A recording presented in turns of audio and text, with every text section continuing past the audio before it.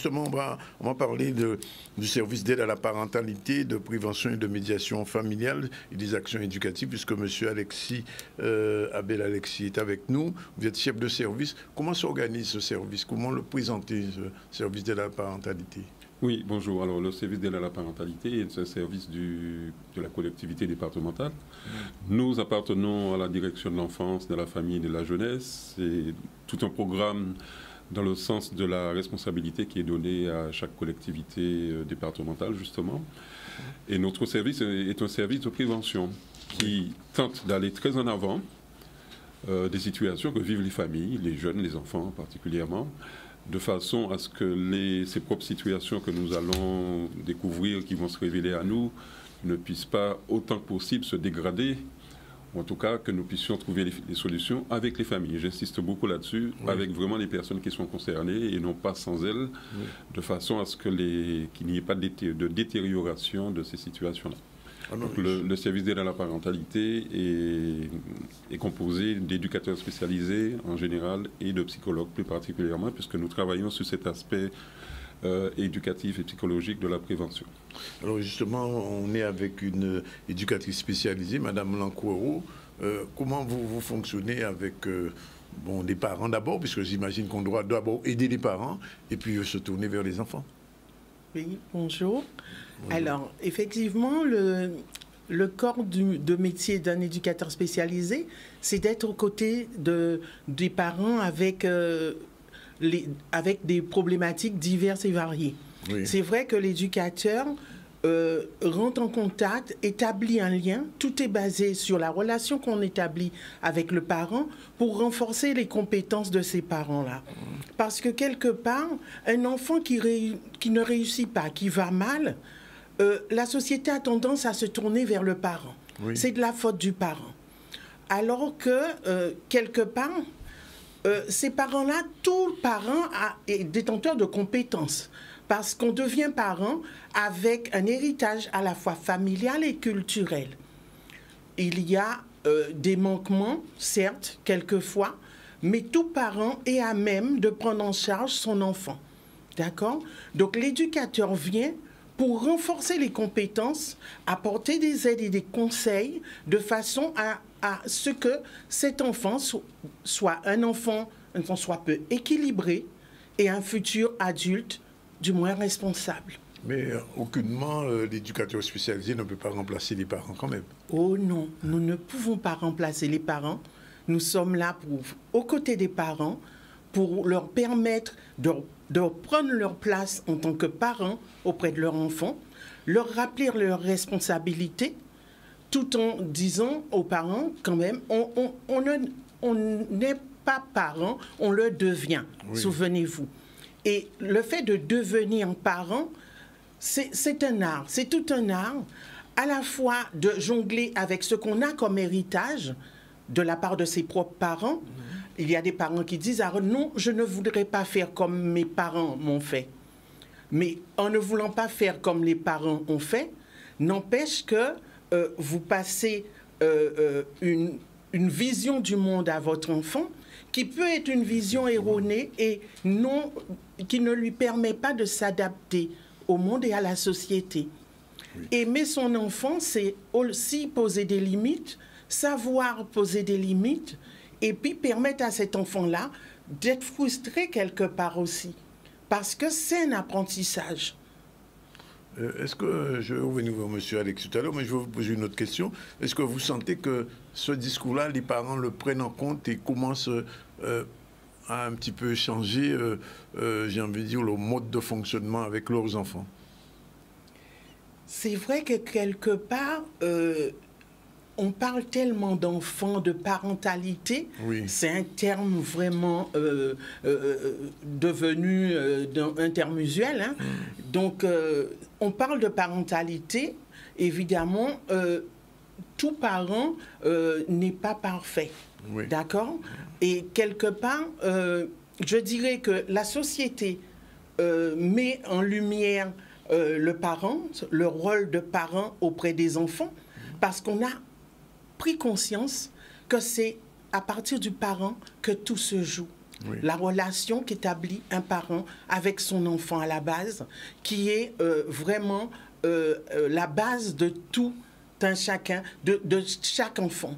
Donc, on essaye de travailler au maximum, justement, sur ce lien mère-enfant, sur ce lien parent-enfant, parce qu'il ne faut pas oublier le père, la place du père dans la relation, ou la place de la figure paternelle, je dirais, puisque un enfant, il a besoin à la fois de sa mère, mais aussi d'une figure paternelle qui vient rappeler, c'est cette figure-là qui vient poser l'autorité au niveau de l'enfant.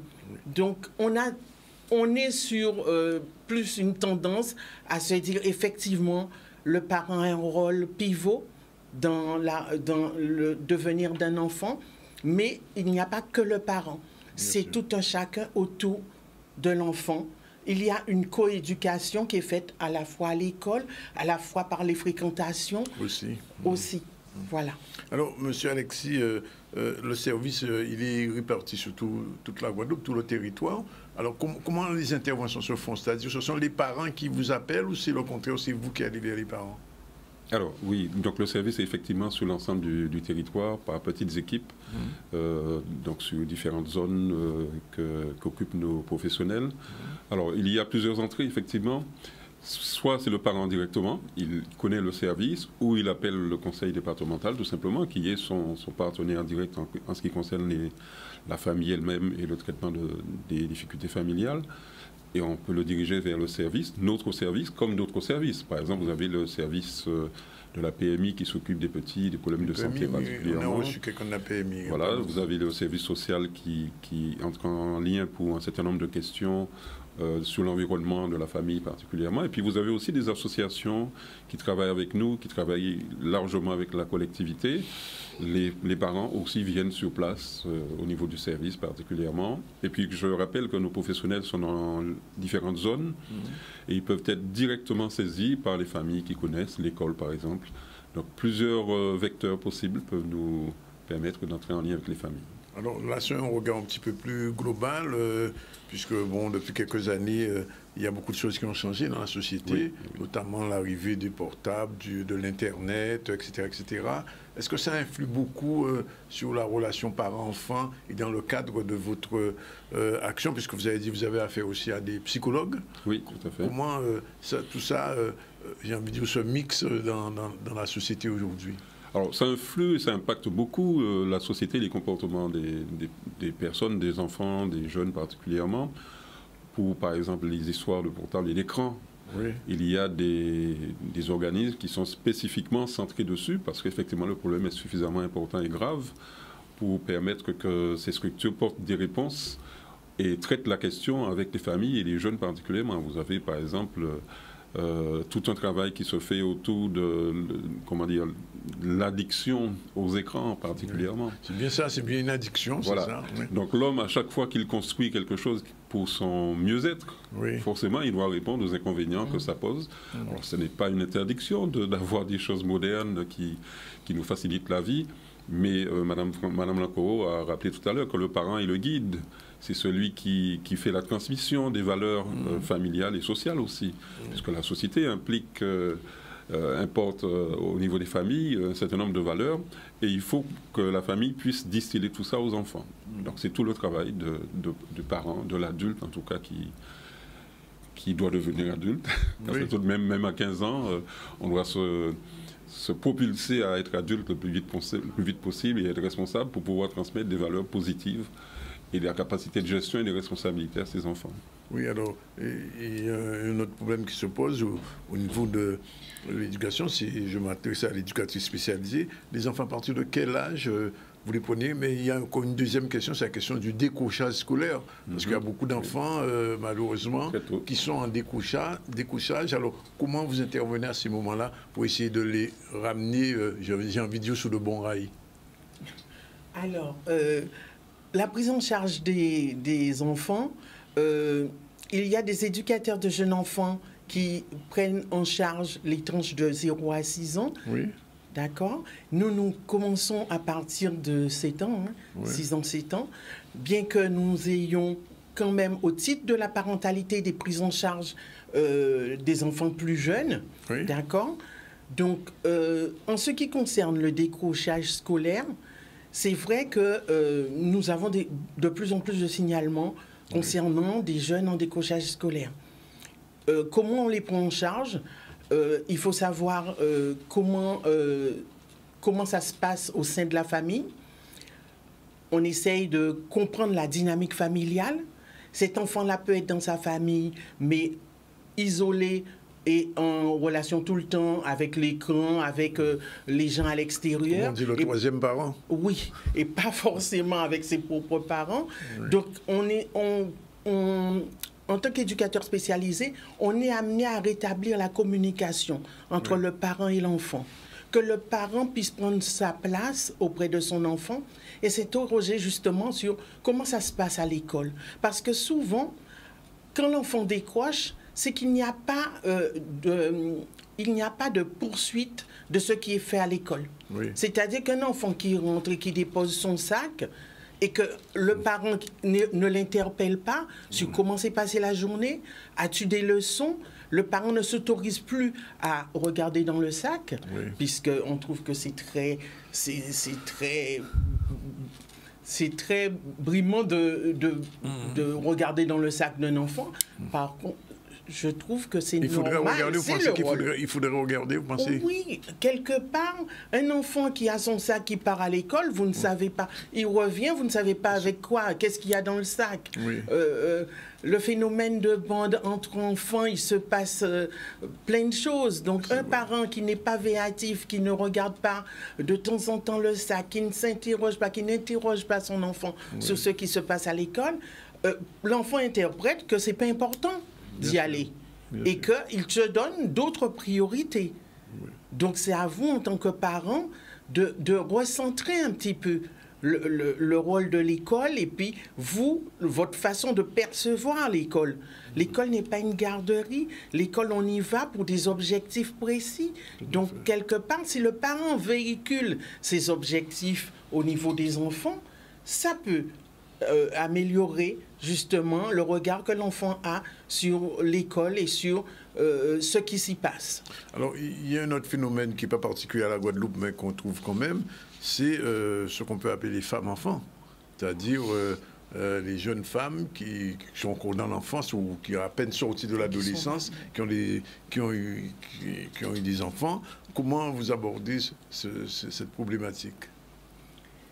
C'est vrai que la problématique des jeunes mères, je ne dirais pas que toutes elles ont des problèmes. Oui. Par contre, celles qui ont des problèmes, ce sont des jeunes mamans qui étaient déjà dans des relations assez difficiles par rapport à leurs propres parents. Oui. D'accord? Devenir mère, c'est une responsabilité, c'est s'inscrire dans la société aussi. Le côté positif pour elles, c'est qu'elles sont inscrites quelque part dans la société, elles vont bénéficier des prestations, les allocations. Oui. D'accord? Elles vont pouvoir être indépendantes et avoir un appartement. Oui. Elles voient les avantages, d'accord, d'être maman. Par contre, ce qu'elles maîtrisent moins bien, c'est la prise en charge d'un enfant. Oui. Et là, on a affaire à des jeunes mamans qui n'ont pas fini leur adolescence et qui n'ont pas fini leur maturation et psychologique et du point de vue de leur corps physique et psychologique. Donc là-dessus, on est amené à dire oui, tu es encore jeune, mais tu es maman, tu as une responsabilité et tu dois jongler entre ce rôle de maman et le rôle et ton statut de jeune, parce que la vie n'est pas terminée, mais par contre, il faut assumer ce petit être qui sera un adulte demain. J'ai vu que M. Alexis voulait réagir là-dessus. Alors, pas seulement là-dessus, c'est-à-dire que je pensais tout simplement à votre question pour pouvoir dire que nous ne travaillons pas seuls, nous ne pouvons pas travailler seuls par rapport aux situations qui se posent, que ce soit aux jeunes mères, que ce soit aux jeunes qui sont addicts à tel ou tel, que ce soit à la drogue ou aux écrans, etc. Nous sommes obligés tous, quel que soit l'organisme que nous représentons, d'être en lien. Oui. Et donc, il y a un certain nombre de dispositifs qui existent, hein, que ce soit au niveau communal, au niveau des agglomérations de communes, hein, et puis bien sûr au niveau départemental, avec lesquels nous travaillons forcément. Par exemple, la direction de l'enfance et de la famille, de la jeunesse, par exemple. Alors ça, c'est notre direction, mais nous travaillons par exemple avec l'école de façon... j'allais dire, en tant que partenaire, globalement, sur des situations... Ah, vous travaillez avec l'école, vraiment? Oui, oui, tout à fait. Il y a des commissions ou des plateformes, quoi, si vous voulez, où nous discutons des situations de chaque enfant. Quand un enfant pose un problème d'absentéisme, nous y sommes forcément, puisque c'est dans la famille que ça se passe aussi. Que fait la famille? Comment peut-elle réagir ou pas? Et comment l'enfant se comporte à l'école? Quelle est la question de fond qui se pose pour cet enfant-là? Donc on est obligé d'y être de façon à apporter notre contribution, chacun dans son rayon. Voilà. Donc je pense que c'est très important. Il faut pouvoir faire ces liens entre organismes, entre institutions, de façon à mieux cerner les questions qui se posent. Alors moi, l'entretien va se terminer, mais j'aimerais bien vous demander à tous les deux, à des parents qui nous regardent en ce moment, qu'est-ce que vous avez envie de leur dire par rapport à cette question de la parentalité et de votre service d'aide. Bon, c'est un service d'aide, bon, on a dit qu'ils peuvent vous contacter, il y a des numéros de téléphone, j'ai vu le 93 18 50, mais au-delà, quel est le... J'ai pas envie de dire le conseil, mais quel est l'avis que vous avez envie de donner? Alors moi, en premier lieu, je dirais tout simplement, alors quel que soit l'âge qu'on a, et qu'on devient parent aujourd'hui, que ce soit à 15, 16 ans, 17 ans, ou plus tardivement à 40 ans, c'est de s'exercer à être parent. Alors c'est bizarre, hein, c'est très simple apparemment à dire, mais il faut se mettre dans la configuration d'un adulte parent, qui est théoriquement en mesure de protéger, d'aider, d'élever, de faire grandir un individu qui a sa responsabilité. Et ça, c'est très important. C'est ce que nous faisons, je dirais, tous les jours, puisque sans qu'il y ait de manifestations très importantes, nous sommes dans le travail quotidien, quoi, disons, avec les familles. Et nous permettons aux familles d'intégrer ce premier aspect qui fait qu'elle va prendre ses responsabilités par elle-même. Elle va prendre ses décisions pour sa famille et pour ses enfants en la protégeant, en protégeant l'ensemble du groupe des choses qui peuvent être négatives pour la famille. Ça, c'est une première chose. Ensuite, se donner la capacité de comprendre qui est l'enfant qui est en face de soi. Tous les enfants ne se ressemblent pas, même s'il y a des principes de base pour pouvoir éduquer, il y a aussi la compréhension de l'enfant qui est en face. En Guadeloupe particulièrement, j'ai l'impression qu'on a effacé l'adolescence. Et que toutes les manifestations qui se posent, apparemment, c'est des prises de pouvoir contre l'adulte, alors que tout simplement, c'est la réaction de l'adolescent comme partout ailleurs, avec bien sûr une façon d'être, mais il faut quand même comprendre que c'est une période qu'on traverse et s'adapter à cette période-là, qu'on a soi-même vécue d'ailleurs. Madame Lancourou? Je dirais que j'ai envie de dire aux parents qu'il n'y a pas de méthode type pour être un bon parent. Chaque parent est dépositaire d'un certain nombre de savoir-faire, de savoir-être, qu'il doit s'autoriser à transmettre à son enfant. Qu'il ne soit pas honteux de pouvoir s'adresser à des professionnels pour parfaire ce qu'il passe déjà à son enfant, ce qu'il transmet déjà. Il n'y a pas... être parent, c'est tout un art. C'est à la fois faire avec ce qu'on a comme héritage et ce que la société exige, puisque la société est sans cesse en mouvance et qu'il y a une adaptabilité à avoir. Je veux dire que le parent n'a pas à avoir peur d'être parent et d'assumer ce rôle auprès de son enfant, parce qu'il est la base de l'adulte que l'enfant sera demain.